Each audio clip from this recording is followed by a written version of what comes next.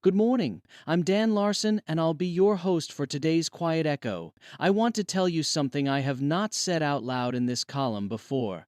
I spent 25 years in construction, framing, finish work, everything the job required.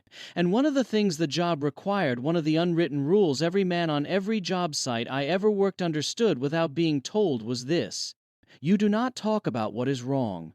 You show up, you pick up your tools, you do the work, and whatever is happening inside your head is your problem and nobody else's. I followed the rule for a long time. I was good at it. I am still, if I am honest, better at carrying things alone than I should be. Today is the first day of Mental Health Awareness Month. I am a stake president now, but I am writing this morning as a former contractor because the men I want to reach today are the men I worked beside for 25 years. And some of them are in trouble. More than 5,000 construction workers die by suicide every year in the United States. Not a typo. Five times more than the number of construction workers killed in on-site accidents in the same period. We spend enormous effort on fall protection and hard hats and safety harnesses. We have spent far less on what is happening inside the gear. I want to stay with it a moment. 5,000 men who woke up, got dressed, went to work, and did not survive. Their families are still here. Their tools are still in the shed. Their names are carried by the people who knew them. The Construction Industry Alliance for Suicide Prevention has documented what most men in the trades already know. Construction workers die by suicide at nearly twice the rate of working men overall. 90% of the workforce is male. Many are veterans. Many live paycheck to paycheck. Injuries are common. The work is physically demanding and the culture is emotionally closed. You do not ask for help. You do not admit pain. You push through and you do not talk about it. That culture has a cost, and the cost is 5,000 lives a year. I want to tell you about a man named Justin Asbill. Justin was a director of safety for a large construction company in Massachusetts. In September of 2020, after months of 100-hour weeks and a kind of burnout he could not name, he came close to ending his life. His daughter stopped him. He went to a peer support meeting. He reached out to a close friend and told him what was happening. He said he slept for the first time in 6 months. 6 months of not sleeping. 6 months of carrying something no one knew about, showing up every morning, picking up his tools, doing the work, while the weight got heavier. His daughter stopped him. A peer support meeting. One phone call to a friend. The whole chain. It is not complicated. It just requires someone to be willing to say what is actually happening, Justin said. Sometimes people just need to be heard. He now leads peer support groups for men in the trades. He did not wait for the industry to fix itself. He started talking. As a bishop, I kept recognizing the men from the job site in the back row on Sunday. Same posture, same practiced ability to be present in a room while keeping whatever is heaviest out of reach.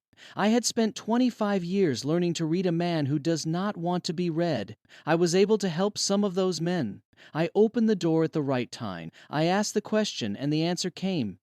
I have watched men put something down they had been carrying for years, and I have watched them breathe differently afterward. I am grateful for every one of those conversations. Some of those men, I was too late. I will not say more than that. But I carry those names, and I will carry them for the rest of my life. I carry things I should not carry alone. It is my greatest failure as a leader. I recognize it in every man who walks through my door. Today is May 1st. It is the first day of the month the country sets aside to say what most of us know privately. The weight is real, the help is available, and no one has to carry it all the way to the end alone. Cedar Valley has men in construction. Cedar Valley has men carrying things they will not name. Some of them are the same men. This morning, on the first day of this month, I want to say something directly to those men. I see you. I know what you look like at the end of the day when the crew has left and you are still on the site. I know what it feels like to sit with the weight and not know who to tell or how to start or whether it would matter. It matters. You matter. The weight you are carrying is real and it does not have to stay where it is. The 988 Suicide and Crisis Lifeline is available by call or text, any hour, any day. It is not only for emergencies. It is for the man who has been carrying something for 6 months without telling anyone. You do not have to tell someone you know. You do not have to tell me, but tell someone. And if you are standing next to someone who might be just an as-bill in September 2020, ask. Not a general question, a real one. Are you okay? Not the version of okay where everything is fine. The actual question Justin's daughter asked. He is still here. He is helping other men now. The chain from one question to 5,000 lives is shorter than it looks.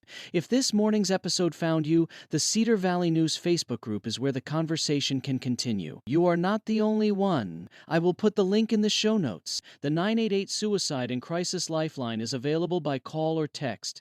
Anytime, just dial 988. 3 digits, call or text from any phone anytime at no cost. This is Dan Larson, your host for today's Quiet Echo. Thanks for listening.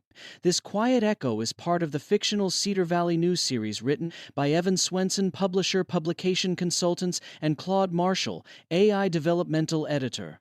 While the people in town of Cedar Valley are fictional, the construction industry suicide statistics, If you or someone you know is struggling, call or text 988. You've been listening to the Cedar Valley News Podcast, where small-town voices meet the headlines shaping our world. From faith and family to front porches and fields. We'll be back with more stories connecting real lives to real events. Until next time, keep your porch light on, your faith strong, and your heart open. This is Cedar Valley News.